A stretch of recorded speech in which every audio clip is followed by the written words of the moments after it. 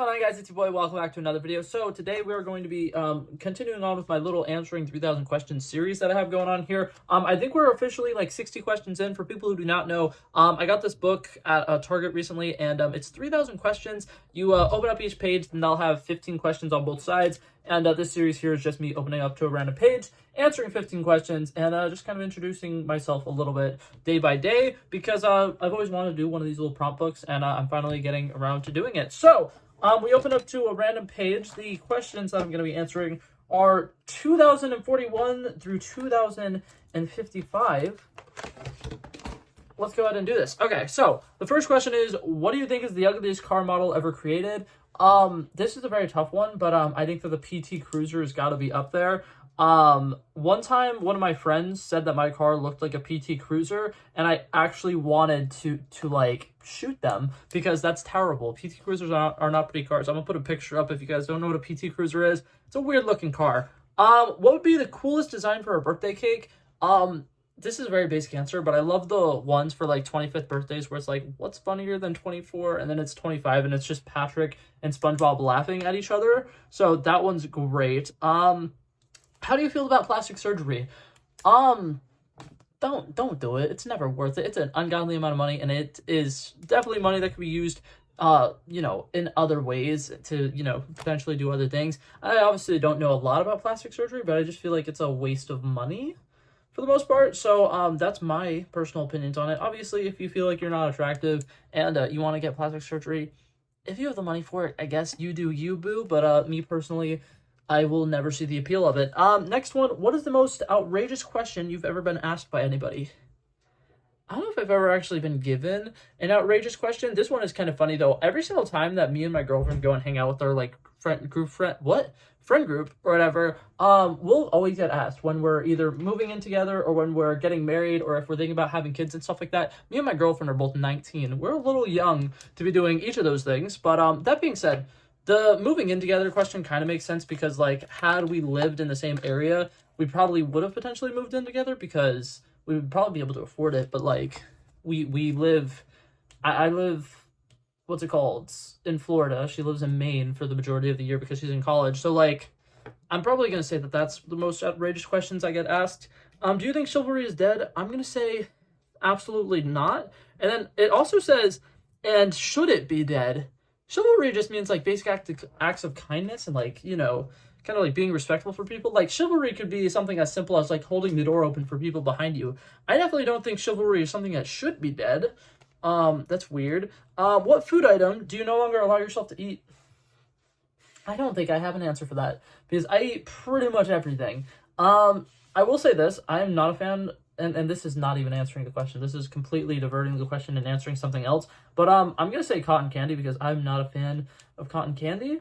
So I don't know. It's a texture thing. I've never liked the texture of it. What makes you feel unstoppable?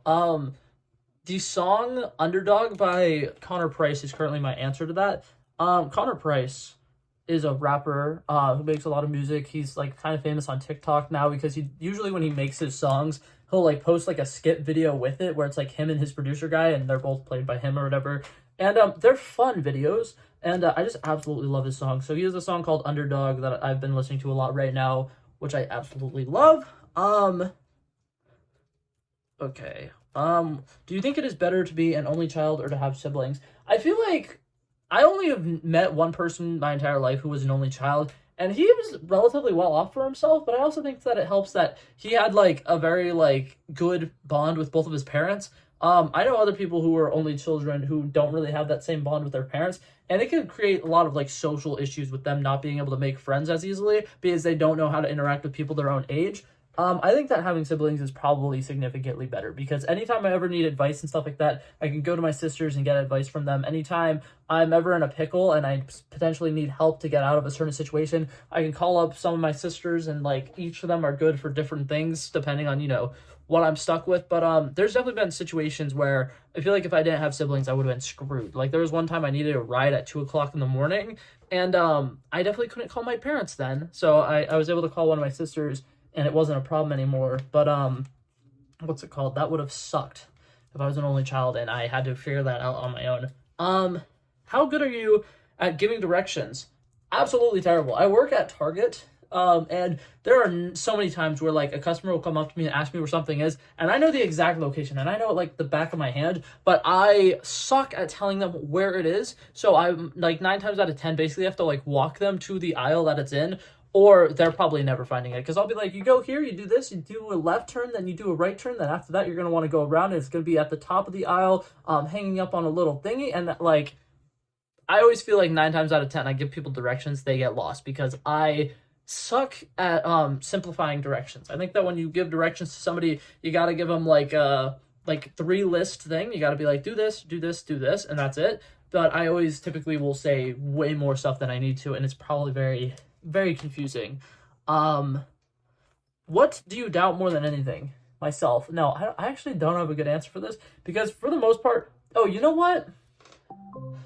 Ah, man, I don't even know how to answer this. I doubt the government. I'm not going to say anything specific about it. It's just the government. I think that they sometimes make horrible decisions, and there's a lot of stuff specifically with the government. Like this upcoming year is election year.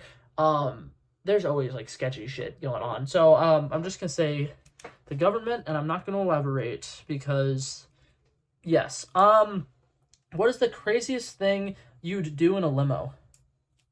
I'm not going to answer that question because I don't think it's YouTube appropriate, but you can probably imagine. What makes you proud? Myself. Honestly, these YouTube channels that I have 2 YouTube channels. I have this one, and I have a movie YouTube channel where I talk about movies, and that movie YouTube channel has grown a lot in the last year, and I am incredibly proud of it. I'm currently on pace, which I know it's like way too early to be doing the like on pace calculations and stuff like that, but I'm currently on pace to have 175,000 views this year. And that's insane. Like, that's so cool. Obviously, I would have to keep up a lot of consistency, and I'd have to have a lot of videos that, you know, do well for that to happen. But, like, that would still be really cool, and I'm very proud of that. So I'm just going to put YouTube channels for that. What are 2 funny traits about your mom you can describe? Something that I love about my mom is, like, every once in a while, she'll remember that she can send us posts on social media.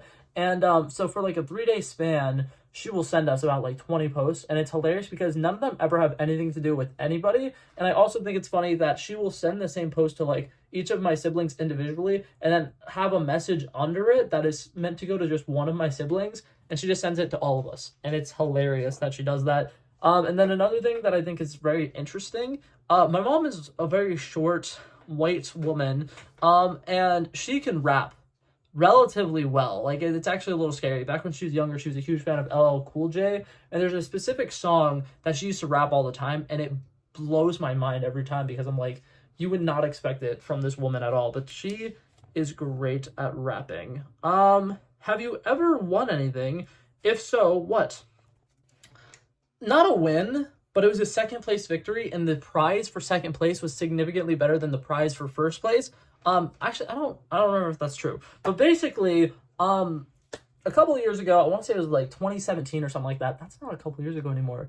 It's like 7 years ago. Holy crap. But forever ago, me and my friend went to do this, Fortnite tournament. This was back when like Fortnite was like season 4, season 5, and it was a relatively new thing that wasn't super popular. But, we went to go play this Fortnite tournament that was at this trampoline park, and, the trampoline park obviously had, you know, a lot of events like this where it would be like stuff that's not really trampoline park themed.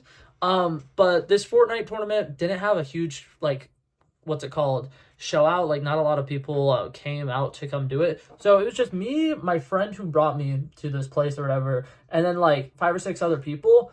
And we were all doing the Fortnite tournament or whatever. I lost the 1st round, so I was pretty much just sitting around watching people play Fortnite.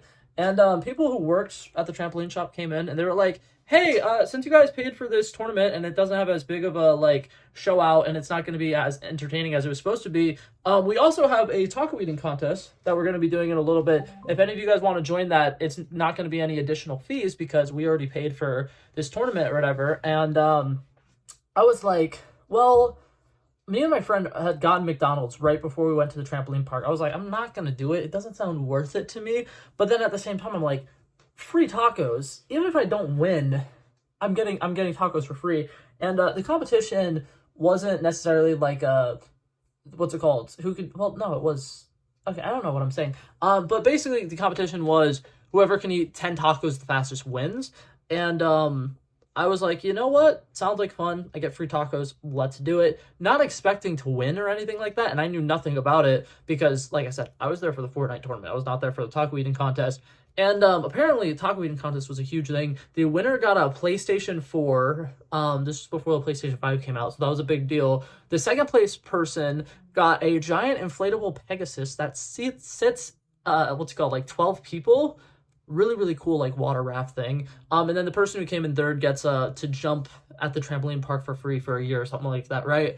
And basically, there were people who have been preparing for this taco eating contest who've like purposely like fasted the days before and have purposely been like training on eating these tacos. And I just show up. I'm like 14 at the time. I'm like just here for the free tacos. I came in second place. I ate 10 tacos in a minute and 43 seconds or something like that. And I won a giant inflatable Pegasus.